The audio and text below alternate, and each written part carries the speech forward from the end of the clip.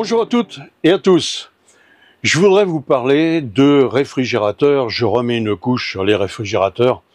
Tout simplement parce que j'ai eu des messages, j'ai plein de messages même, sur des personnes qui me demandent pour la consommation d'un réfrigérateur Trimix. Hein, on parle du Trimix là.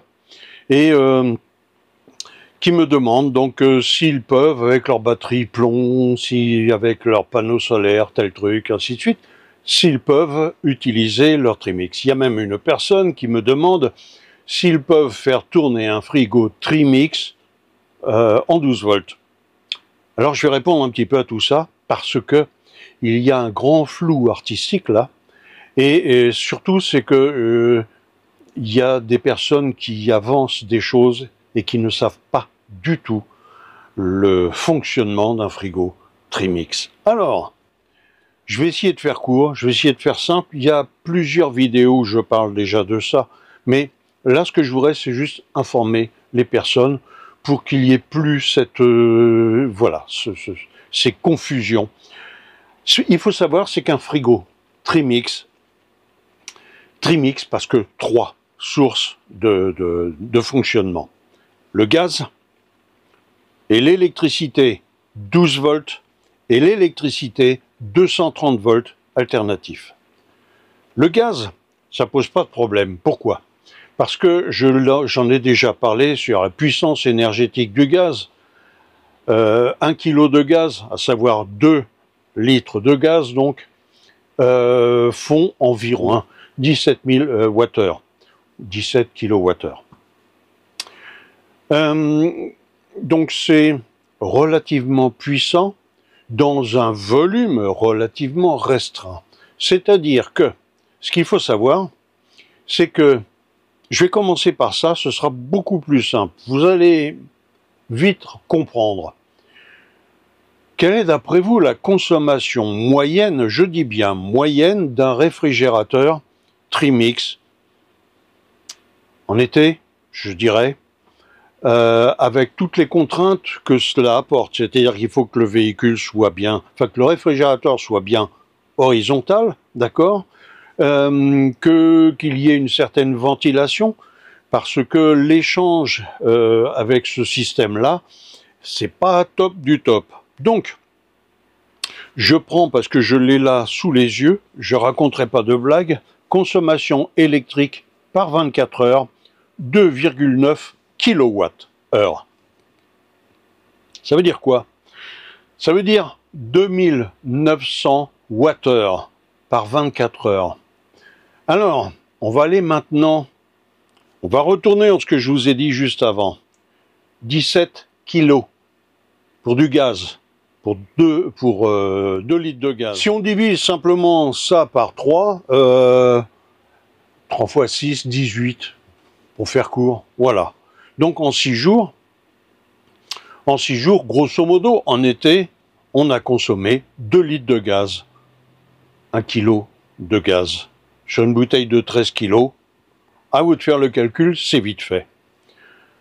Par contre, 2900 Wh de consommation journalière, si vous prenez l'exemple d'une batterie, je dis bien d'une batterie LFP, LiFePO4, de 300 ampères-heure, ça fait environ un peu plus de 4000 Wh de stockage. C'est-à-dire que vous avez un tout petit peu plus d'une journée d'autonomie avec un Trimix sur le 12 volts ou sur le 220 volts pour votre frigo. Voilà. Mais il y a autre chose, il y a beaucoup plus grave. Parce que les gens confondent les deux sources d'énergie que je vous ai dites. Je vous ai dit qu'ils consommaient du 12 volts, courant continu, et qu'ils consommaient aussi du 230 volts, courant alternatif. Or, ces deux sources-là sont totalement différentes. Sur le 230 volts, il y a une résistance qui est dans les 200 et quelques watts, qui est branchée très souvent, qui consomme les 2900 Wh. Et ça, on l'obtient pour refroidir le réfrigérateur? Refroidir, j'ai dit. D'accord?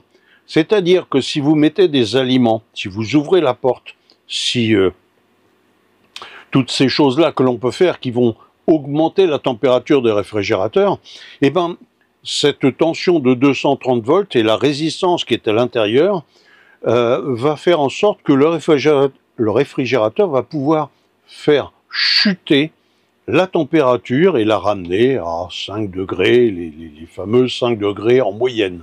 Voilà. Ça, c'est pour le 230 volts.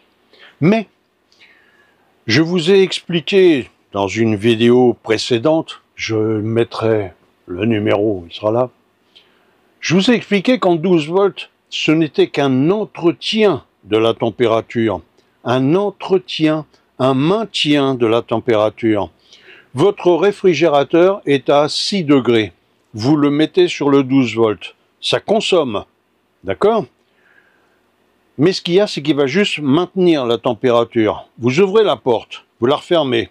La température du réfrigérateur a monté. Le frigo maintient cette température. Laquelle? Ben, celle qui vient de monter. Puisqu'il n'est pas en mesure de pouvoir refroidir, faire descendre la température. C'est volontaire que l'on a fait ça parce que lorsque l'on a créé les frigos Trimix, on les a fait justement en 12 volts dans cette intention. Quand vous mettez le contact sur votre camping-car, à ce moment-là, il y a un système sur la carte mère qui commute et qui met le réfrigérateur sur le 12 volts. Parce que le gaz est interdit et parce que le 230 volts, vous n'avez pas la rallonge. En tout cas, en ce qui me concerne, j'ai toujours le 230 volts même quand je roule. Mais les fabricants de réfrigérateurs Trimix, eux, à cette époque-là, et ça continue, c'est toujours le même système aujourd'hui, ils n'ont pas changé encore. Donc on fait un système qui permettait que lorsqu'on le roulait, ça maintenait la température sur du 12 volts, hein, ça maintenait la température du réfrigérateur. La logique veut que quand on roule, on n'ouvre pas le réfrigérateur, on ne va pas faire de course et ainsi de suite, donc ça ne change rien au problème, si ce n'est que votre réfrigérateur garde sa température. Mais si vous voulez faire fonctionner un réfrigérateur sur un terrain de camping, par exemple, ou sur une aire où vous n'avez pas d'électricité, vous le forcez, vous le mettez sur le 12 volts, eh bien, il va juste maintenir la température. Maintenir la température, tant qu'on n'ouvre pas les portes, tant qu'on ne fait rien, c'est-à-dire qu'on ne peut pas accéder au réfrigérateur, sinon la température augmente, et lui maintient la température augmentée. Il ne chute pas, la température. Alors, toutes ces personnes qui pensent qu'un réfrigérateur Trimix en 12 volts correspond à la même chose qu'un réfrigérateur à compression en 12 volts ou en 230 volts, c'est complètement différent. Parce que les technologies sont différentes et parce que les consommations sont bien moindres. Un frigo à compression, c'est 45 watts. Sa puissance, 45 watts. Et la consommation par jour, elle est par 24 heures, elle est de 500, 600 watts.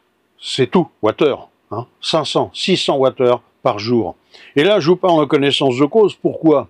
Pas parce que j'ai eu un Trimix et que j'ai actuellement un réfrigérateur en 230 volts d'ailleurs, qui m'a coûté que 240 € et qui est un réfrigérateur de maison. Voilà, un chic. Regardez, j'ai les vidéos dédiées à ce genre de choses. Voilà. Je tenais donc à bien faire comprendre aux gens qu'un réfrigérateur Trimix ne fonctionne pas sur du 12 volts, il maintient juste la température. Donc inutile de chercher des systèmes pour les faire marcher, les faire fonctionner sur du 12 volts.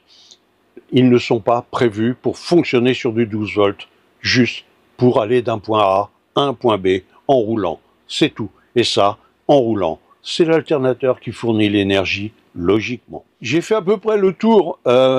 Si vous voulez avoir des renseignements, regardez dans les vidéos, il y a des vidéos dédiées. Je parle du remplacement de mon réfrigérateur, je parle de l'entretien d'ailleurs, des frigos Trimix et tout ça.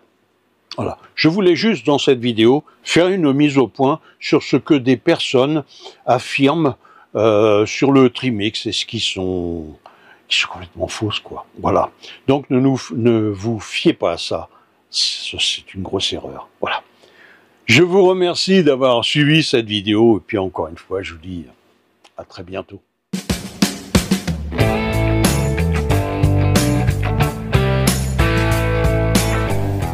Si cette vidéo vous a plu, likez et puis abonnez-vous pour la prochaine.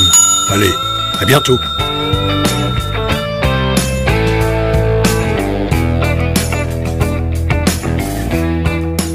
Attention les doigts.